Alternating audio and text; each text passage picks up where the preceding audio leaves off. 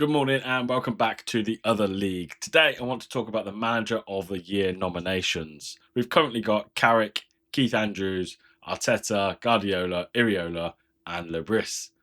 In my mind, there's another manager that's not even being discussed, and I think he is the person that should win it. But let's quickly run through the nominations and whether I think they're valid or not.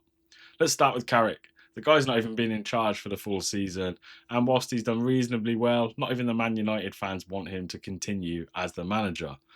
They've spent £250 million on players, and they've had no European football to contend with. And whilst they've done well to finish third, I still think there's a lot of resources available, and he's kind of landed where he expected. Last season, they obviously finished 15th whilst trying to chase Europa League. But he's come in, he's had good resources available. They've brought in Cunha and Bremo and Seshko and Le Mans in goal and spent around 250 million doing that just to kind of stabilise the club. I don't think he should be in there, basically just because he hasn't even managed for the entire season for a start. Keith Andrews, on the other hand, fantastic. He's done really well with Brentford. Still got a chance to finish as high as 6th place and guaranteed European football next season. They've also managed to have a positive net spend this season, some really great business done there, and I think is a worthy nomination. And then we've got Mikel Arteta. And whilst Arsenal are on the verge of their first title in many, many years, they've spent about £1 billion under his tenure to get there. And I just think it's kind of expected that you get to where they are today with the amount of money you spend. Shouldn't we be rewarding managers delivering way above expectation rather than being able to throw money at the problem? Money buys everything else in football. Maybe the Manager of the Year accolade should go to someone worthy and that deserves it and isn't backed by billions of pounds. I don't think Arteta should be in there, even as a nomination. Then we've got Pep Guardiola.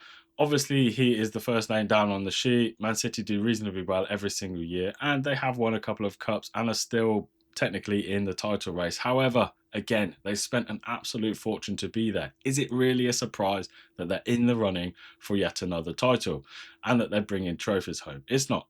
It's not at all. And so I don't think Guardiola should be in the running at all. And whilst the Cups are a worthy addition, I just think they're kind of expected to be there. Then we've got Iraola at Bournemouth. He has had a brilliant season. He's really got a tune from these players.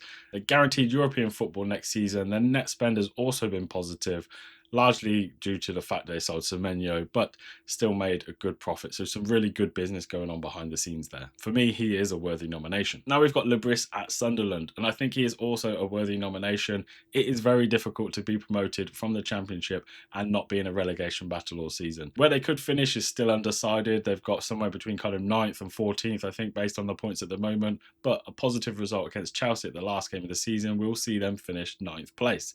That's a fantastic first season back in the Premier League, and in my mind has exceeded all expectations. However, my nomination, or at least who I think should replace Carrick in this six, is Unai Emery. Yes, Aston Villa make a lot of money, but their net spend this season has been around £25 million.